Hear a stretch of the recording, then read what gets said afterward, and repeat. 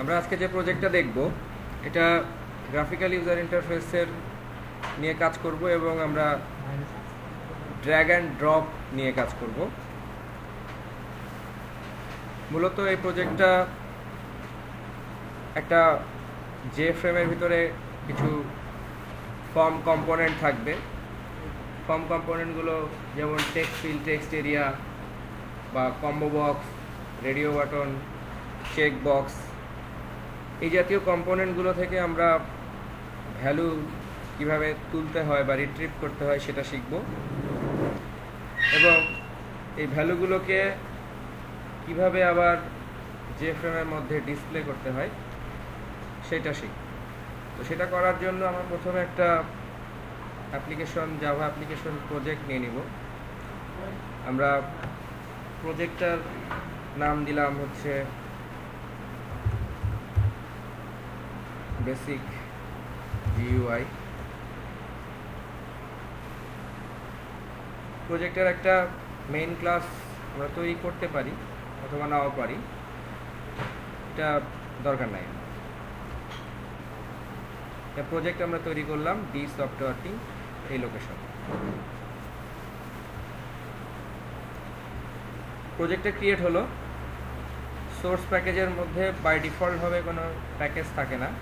এখানে আমরা এখন একটা নতুন জাভা ক্লাস নিব, কিন্তু এই জাভা ক্লাসটা হবে আমাদের জে ফ্রেম ফর্ম। তো জে ফ্রেম ফর্মের ভিতরে আমরা কম্পোনেন্টগুলো বানাবো।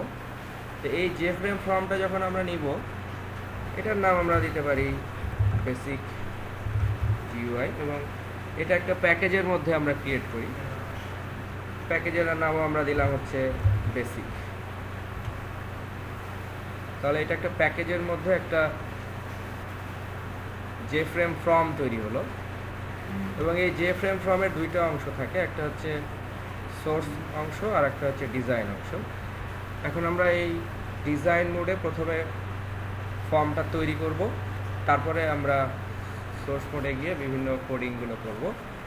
সেখানে কোডিংগুলোর মধ্যে আমরা ফর্মের ডাটাগুলোকে জেনারেলি একটা টেক্সট ফাইলে সেভ করব এবং টেক্সট ফাইল থেকে ডাটাগুলো রিট্রিভ করে এই ফ্রেমের মধ্যে ডিসপ্লে করব।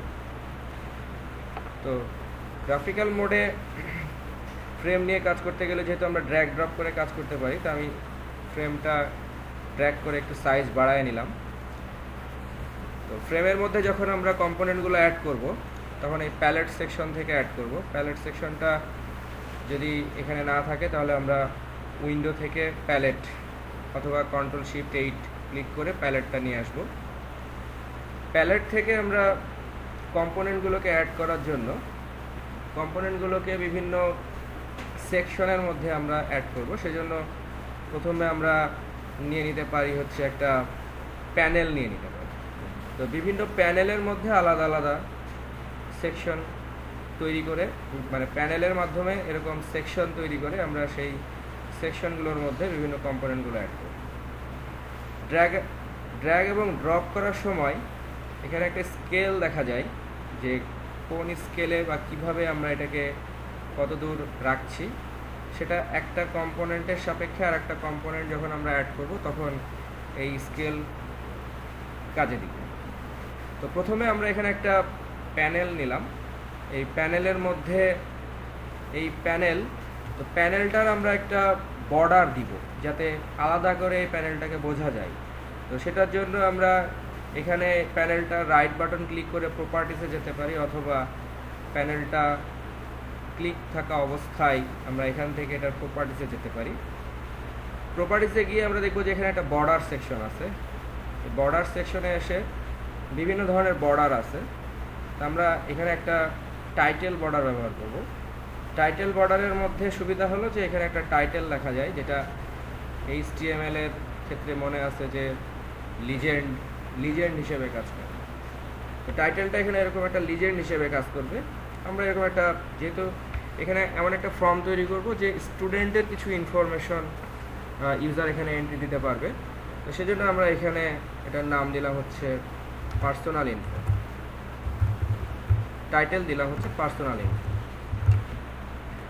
আর এইখানে যে টাইটেলের মধ্যে টাইটেলের যে পজিশন, টাইটেলটা সেন্টারে থাকতে পারে, আবার লেফটে টপে থাকতে পারে। হ্যাঁ, তো এটা ডিফল্টভাবে ডিফল্ট পজিশনে থাকে। আমরা বিভিন্ন এর পজিশন চেঞ্জ করে দিতে পারি। ঠিক আছে, এখান থেকে পজিশন চেঞ্জ করে দিতে পারি। আমি আপাতত এটাকে ডিফল্ট পজিশনেই রাখছি। তো ডিফল্ট পজিশনে রাখলে এটা এরকম এই সাইডে পার্সোনাল ইনফো এরকম একটা বর্ডার তৈরি হলো। আর এখন আমরা এর ভিতরে বিভিন্ন কম্পোনেন্ট অ্যাড করব। তো প্রথমে আমরা কম্পোনেন্টগুলো অ্যাড করার জন্য লেবেলগুলোকে অ্যাড করব। লেবেলের জন্য আমরা ব্যবহার করব হচ্ছে লেবেল মানে হচ্ছে যে লেবেল। এখানে প্রথমে আমরা বিভিন্ন লেবেলগুলোকে, যে লেবেলটাকে যখন আমরা অ্যাড করছি তখন স্কেল দেখতে পাচ্ছি। তারপরে এরকম একটা স্কেল বরাবর লেবেলটা অ্যাড করলাম। এরকম আমাদের অনেকগুলো লেবেল দরকার হবে। আমি টেক্সটগুলো পরে পরিবর্তন করছি, আগে আমরা হচ্ছে জাস্ট লেবেলগুলো নিয়ে নিই। আমি এরকম একটা, দুইটা, মোট 5টা লেবেল নিব।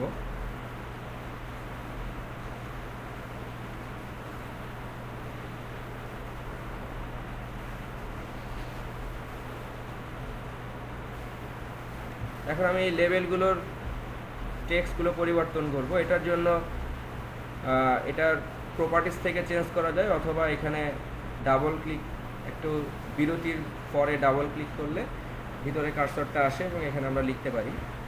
আমরা এখানে লিখলাম, এটা লিখলাম নেম, এরপরে আমরা লিখবো হচ্ছে অ্যাড্রেস, এরপরে একটা কম্বো বক্স থাকবে যেখানে কান্ট্রি চুজ করা যাবে। আমরা লিখলাম কান্ট্রি। এরপরে স্টুডেন্ট, যেহেতু এটা একটা স্টুডেন্টের পার্সোনাল ইনফো, স্টুডেন্ট আর জেন্ডার চুজ করবে। জেন্ডারের জন্য থাকবে হচ্ছে রেডিও বাটন। আর ফাইনালি এখানে তার যে সমস্ত এডুকেশন লেভেলগুলো পাস করছে, আমরা লিখলাম ফার্স্ট ডিগ্রি, অথবা শুধু ডিগ্রি লিখতে পারি। ইউজার এখান থেকে তার ডিগ্রি লেভেলটা চুজ করবে, এসএসসি, এইচএসসি, এমএসসি, বিএসসি, এগুলো বিভিন্ন ধরনের। এখানে আমরা ব্যবহার করবো হচ্ছে চেক বক্স। তো নেম এবং অ্যাড্রেস ফিল্ডের মধ্যে আমরা নেম ফিল্ডের মধ্যে টেক্সট ফিল্ড ব্যবহার করব। টেক্সট ফিল্ডটা চুজ করে আমরা এই জায়গায় সংযুক্ত করে দিলাম। প্রয়োজন মাফিক এটার লেন্থটা বাড়ায় দিলাম। আমরা এখানে আরেকটু বড় করে দিতে পারি প্রয়োজন মাফিক।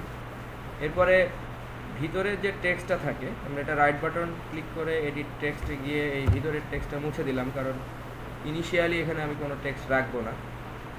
ঠিক একইভাবে আমরা অ্যাড্রেসের জন্য এখানে টেক্সট এরিয়া অথবা টেক্সট ফিল্ড ব্যবহার করতে পারি, সমস্যা নাই, কারণ টেক্সট এরিয়া এবং টেক্সট ফিল্ডের জন্য একইভাবে কাজ করতে পারি। তো এই ইয়েটা যখন আমি সেকেন্ড কম্পোনেন্টটা যখন বসাচ্ছি, তখন এখানে স্কেল দেখতে পাচ্ছি, এই স্কেল অনুযায়ী আমি এটা বসাতে পারি। এবং এই পাশে যখন আমি এটাকে ড্র্যাগ করবো, তখন এই পাশের স্কেলটা আমি দেখতে পাচ্ছি, সো দ্যাট এরা একই সাইজের বা একই উইথের থাকবে। এখানেও আমি এডিট টেক্সট করে এটা মুছে ফেললাম। এখন এই কম্পোনেন্ট দুটার সুবিধা হলো যে এই কম্পোনেন্ট দুটা জেনারেলি যখন ইন্টারনালি যখন কোডগুলো তৈরি হয়, তখন এরকমভাবে কম্পোনেন্টগুলোর বাই ডিফল্টভাবে নামগুলো এরকম তৈরি হয়, যে লেভেল 1, যে লেভেল 2, 3, অর্থাৎ লেভেল যদি আমি 5টা নিই তাহলে বাই ডিফল্টভাবে নামগুলো এভাবে হয়। টেক্সট ফিল্ডের নাম 2টা নিলে বাই ডিফল্টভাবে নামগুলো এরকমভাবে হয়। তো আমরা পরবর্তীতে এই নামগুলো কোডিংয়ের সময় কোন কম্পোনেন্টের উপরে কাজ করছি এটাকে চেনার জন্য আমরা এটার নামগুলো পরিবর্তন করে দিব, যাতে সহজে আমি বুঝতে পারি যে এই টেক্সট ফিল্ড নিয়ে কাজ করছি। সেজন্য আমরা এখানে দুইভাবে কাজটা করা যায়। একটা হচ্ছে আমি সরাসরি এখানে ক্লিক করে এটার প্রপার্টিতে যেতে পারি, আবার এটা রাইট বাটন ক্লিক করে এখান থেকে আমি বলতে পারি যে change variable name. Change variable নেমের মধ্যে জেনারেলি আমি যেহেতু এটা টেক্সট ফিল্ড, এটা বোঝার জন্য আমি এটাকে ইনিশিয়ালাইজ করছি হচ্ছে টেক্সট দ্বারা, এবং এটা যেহেতু নেম সুতরাং আমি বললাম হচ্ছে টিএক্সটি নেম। আর এটা যেহেতু অ্যাড্রেস, আমি বললাম টিএক্সটি অ্যাড্রেস। এই দুইটা ফিল্ড আমাদের হচ্ছে টেক্সট ফিল্ড। এরপরে আমরা এখানে কান্ট্রির জন্য যে কম্পোনেন্টটা নিব সেটা হবে একটা ড্রপ ডাউন লিস্ট। তো সেটা হচ্ছে কম্বো বক্স, যে কম্বো বক্স। আমরা এখানে একটা কম্বো বক্স অ্যাড করব। কম্বো বক্সটা আমি আর একটু বড় করে দিতে পারি, এটা যেহেতু ইউজার কান্ট্রি চুজ করবে। তো এই কম্পোনেন্টটা আমরা রাইট বাটন ক্লিক করে ভেরিয়েবল নামটা চেঞ্জ করে দিই। যে আমি বলি, আমি নাম দিলাম সিএমবি কান্ট্রি, এরকম একটা নাম দিলাম। এর ভিতরে বাই ডিফল্টভাবে কান্ট্রিগুলো আমরা এখানে স্ট্যাটিকভাবে ভ্যালুগুলো দিয়ে দিব। পরবর্তীতে আমরা অন্য প্রজেক্টে যখন কাজ করব, দ্যাট মিনস যখন এটা ডাটাবেজের সাথে কাজ করব, তখন আমরা দেখব যে কীভাবে ডাটাবেজ থেকে কম্বো বক্সের মধ্যে ভ্যালুগুলোকে লোড করতে হয়। তো যেহেতু আমরা এখানে স্ট্যাটিকভাবে কাজ করছি, সুতরাং স্ট্যাটিকভাবে আমি কিছু কান্ট্রির নাম এখানে দিয়ে দিব। সেজন্য কম্বো বক্সটা সিলেক্ট করে এর প্রপার্টিস থেকে আমরা যাব হচ্ছে মডেলের মধ্যে গিয়ে দেখব যে বাই ডিফল্টের মধ্যে কিছু থাকে, আমরা এগুলোকে ডিলিট করে দেব। ডিলিট করে দিয়ে আমরা এখানে প্রথমে এরকম কিছু লিখব,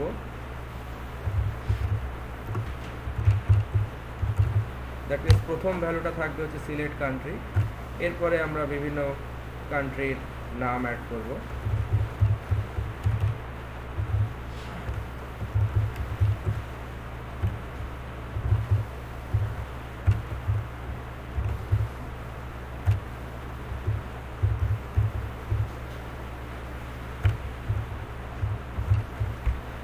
আপনারা চাইলে আরও পরবর্তীতে অন্যান্য নাম অ্যাড করতে পারেন, আমি আপাতত এই কয়টা নাম রাখলাম।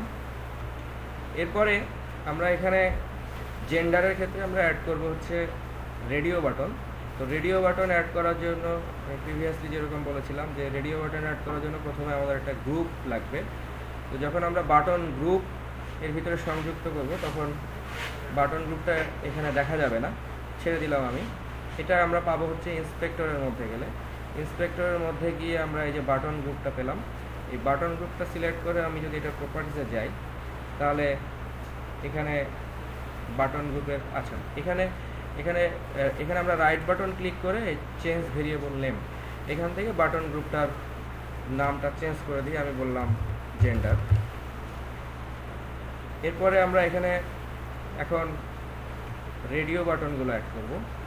প্রথমে একটা রেডিও বাটন অ্যাড করলাম, এটা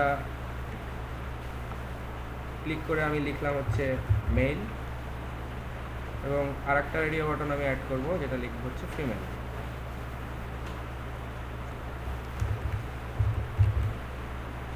তো আমাদের দুটো রেডিও বাটন সংযুক্ত হলো, কিন্তু এখন এই রেডিও বাটনগুলোকে ওই বাটন গ্রুপের সাথে সংযুক্ত করতে হবে। সেজন্য এই রেডিও বাটনটা সিলেক্ট করে প্রপার্টিস থেকে আমরা চলে যাব হচ্ছে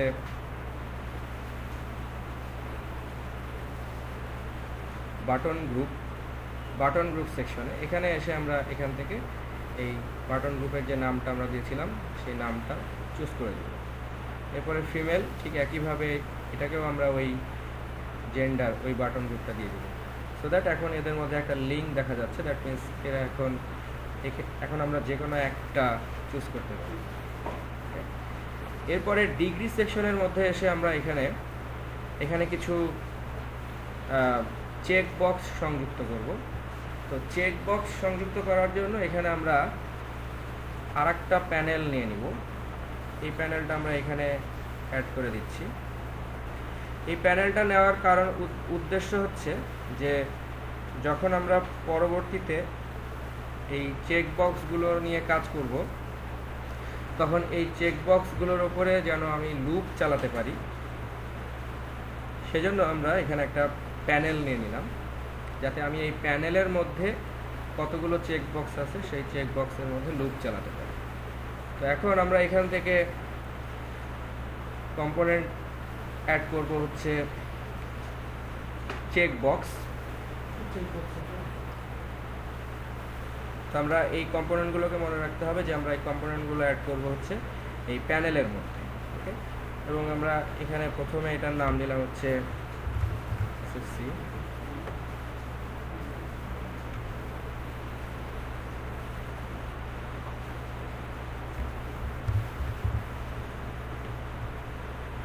এরপরে আরও এরকম কিছু চেক বক্স অ্যাড করব।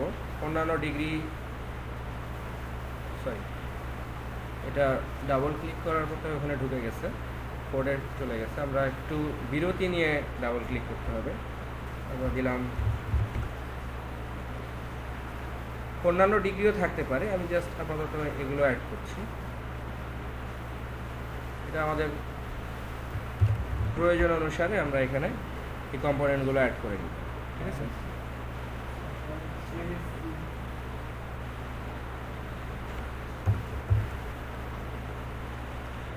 তো আমাদের চেকবক্সগুলো সংযুক্ত হয়ে গেল। এখন এই চেকবক্সটা, এটার জন্য যতটুকু জায়গা দরকার আমরা ততটুকু জায়গাকে এটা ড্র্যাগ করে ঠিক করে নিলাম। পরবর্তীতে আমরা আসলে এখানে যে কম্পোনেন্টগুলো তৈরি হলো, এই কম্পোনেন্টের ইউজার যে ইনফরমেশনগুলো এন্ট্রি করবে সেই ইনফরমেশনগুলোকে আমরা সেভ করব হচ্ছে একটা টেক্সট ফাইলে। তো টেক্সট ফাইলে যখন আমরা সেভ করব, সেভ করার পরে আমরা এটাকে আর একটু বড় করে নিলাম আমি। তো আমার জাস্ট লম্বায় বড় করলেই হবে, কারণ আমি এখানে একটা টেবিল সংযুক্ত করব। এই টেবিলের মধ্যে আমি টেক্সট ফিল্ড থেকে যেই টেক্সট ফিল্ডের ভিতরে যেই ডাটাগুলো সেভ হবে সেই ডাটাগুলোকে পরবর্তীতে আমি এখানে একটা টেবিলের মধ্যে ডিসপ্লে করব। তো সেটার জন্য আমরা এখানে একটা টেবিল নিয়ে নিব। টেবিল নেওয়ার জন্য আমরা এখান থেকে টেবিল চুজ করব। টেবিলটা কোনো একটা কম্পোনেন্ট নেওয়ার পরে সেটা যদি আমি না বসাতে চাই, তাহলে আমরা মাউসের রাইট বাটন ক্লিক করে সেটা ক্যান্সেল করে দেব। আমি বসাতে চাচ্ছি না এই কারণে যে আমি টেবিলটাকে আসলে একটা প্যানেলের মধ্যে আরেকটা প্যানেলের মধ্যে বসাতে চাচ্ছি। সেজন্য আমরা প্রথমে আগে এখানে একটা প্যানেল নিয়ে নিই এবং এই প্যানেলটাকে একটু সাইজ মতো বড় করে নিই। এরপরে আমরা এখান থেকে টেবিলটা নিব এবং টেবিলটা এই প্যানেলের মধ্যে ছেড়ে দিব। প্যানেলের মধ্যে ছেড়ে দিলে এটা দেখতে পাচ্ছি যে প্যানেলটা অটোমেটিকভাবে বড় হয়ে গেছে। ইনিশিয়ালি আমি এই টেবিলটাকে একটু ছোট করে নিচ্ছি এবং এই দিকে যেন ফিট থাকে সেজন্য একটু বড় করে নিচ্ছি। তারপরে যে প্যানেলটা তৈরি হলো এই প্যানেলটা আমি আরেকটু ছোট করে নিতে পারি। আমরা ডাটাটাকে দুইভাবে ডিসপ্লে করব। একটা থাকবে আমরা হচ্ছে টেবিলের মধ্যে ডিসপ্লে করব, আর একটা আমরা হচ্ছে টেক্সট এরিয়া, অর্থাৎ দুইভাবে ডিসপ্লে করা আমরা শিখব। তো সেজন্য আমরা এখানে এখন একটা টেক্সট এরিয়া নিয়ে নিব।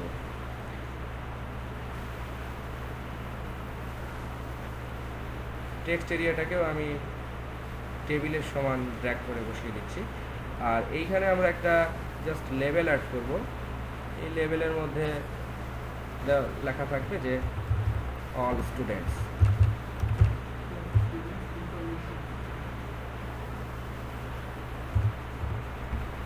অল স্টুডেন্টস, অথবা আমরা বলতে পারি যে student list.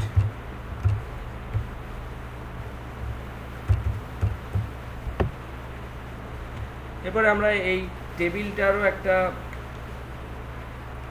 Variable name change করে দিব। টেবিলটার আমরা নাম দিলাম হচ্ছে, রাইট বাটন ক্লিক করে আমি বললাম TBL স্টুডেন্ট। আর এই যে টেক্সট এরিয়াটা আছে, আমরা চাইলে এই টেক্সট এরিয়াটারও একটা নাম পরিবর্তন করে দিতে পারি। এই টেক্সট এরিয়াটার নাম আমরা দিলাম হচ্ছে TXT শো। আমাদের ডিসপ্লে করার জন্য কাজগুলো হয়ে গেল। এখন এই কাজগুলো যে অ্যাকশনের মাধ্যমে ঘটবে, দ্যাট মিনস ইউজার আসলে যখন সেভ বাটনে ক্লিক করবে তখন সেভের কাজটা হবে। তো সেজন্য আমাদের এখানে কিছু বাটন সংযুক্ত করতে হবে।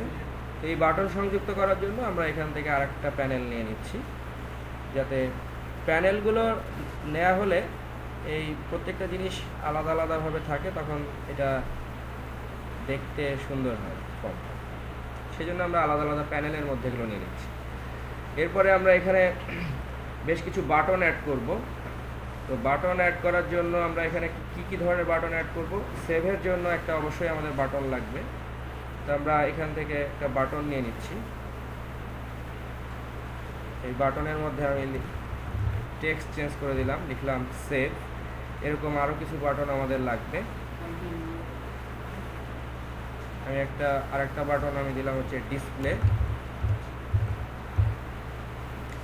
ডিসপ্লে ইন টি এরিয়া মানে হচ্ছে যখন ইউজার এই বাটনে ক্লিক করবে তখন এই টেক্সট এরিয়ার মধ্যে ডাটাটা ডিসপ্লে হবে। আর আরেকটা বাটন আমরা নিব যেটা ডিসপ্লে করবে হচ্ছে টেবিলে। আমরা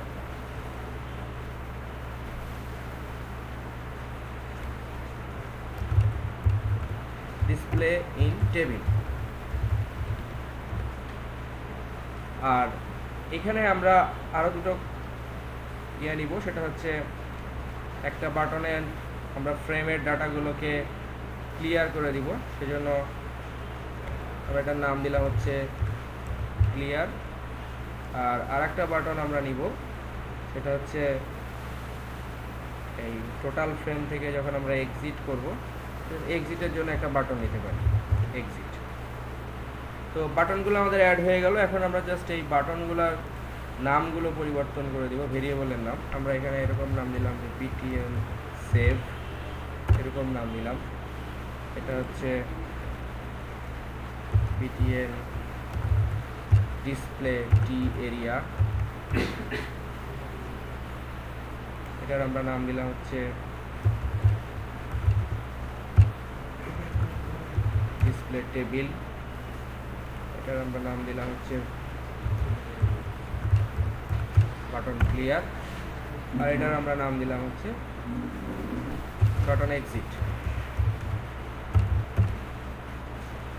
তা আমাদের ফর্মটার ডিজাইন শেষ হয়ে গেল। এটা রান করার পরে দেখতে কীরকম হবে সেটা আমরা এখান থেকে দেখতে পারি। এখানে আমরা দেখতে পাচ্ছি যে সাইজটা অনেক বড় হয়ে যাচ্ছে, দ্যাট মিনস আমাদের উইন্ডোর সাইজের চেয়ে বড় হয়ে যাচ্ছে। তো সেজন্য এটাকে আমাদের চেষ্টা করতে হবে যে আরেকটু কীভাবে ছোট করা যায়। তো এখানে আমরা দেখতে পাচ্ছি যে ছোট করার স্কোপ আছে, তো সেই জন্য আমরা এখানে যতদূর সম্ভব এই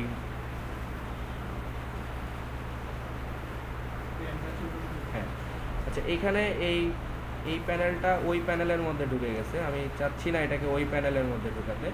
এই প্যানেলটা এই পর্যন্ত থাক এবং এই প্যানেলটাকে আমি এখানে রাখলাম, এবং এরপরে আমি এই টোটাল ফ্রেমটাকে ছোট করে দিলাম। তো এখন আমরা দেখি যে এটা ফিট টু উইন্ডো হচ্ছে কিনা। এটা মোটামুটি ফিট টু উইন্ডো আছে, আমরা এখান থেকে দেখতে পাচ্ছি। তো আমাদের ডিজাইন পার্টটা শেষ হলো। এখন ইউজার সেভ বাটনে এখানে কিছু ইনফরমেশন দেওয়ার পরে ইউজার যখন সেভ বাটনে ক্লিক করবে তখন ডাটাগুলো একটা টেক্সট ফাইলে সেভ হবে। যখন আমরা বলবো ডিসপ্লে ইন টেক্সট এরিয়া তখন ওই ফাইলটা থেকে ডাটাগুলো টেক্সট এরিয়ার মধ্যে ডিসপ্লে হবে। ডিসপ্লে ইন টেবিল যখন বলবো তখন এটা টেবিলের মধ্যে ডিসপ্লে হবে। ক্লিয়ার বললে ফ্রেমের এই কম্পোনেন্টের মধ্যে যা কিছু আছে সেগুলো ক্লিয়ার হয়ে যাবে, এবং এক্সিট বললে আমরা ফ্রেম থেকে এক্সিট হয়ে যাব। তো এই ছিল আমাদের ডিজাইন পার্ট। আমরা পরবর্তী কোডিং পার্টটা যাব হচ্ছে নেক্সট পার্ট।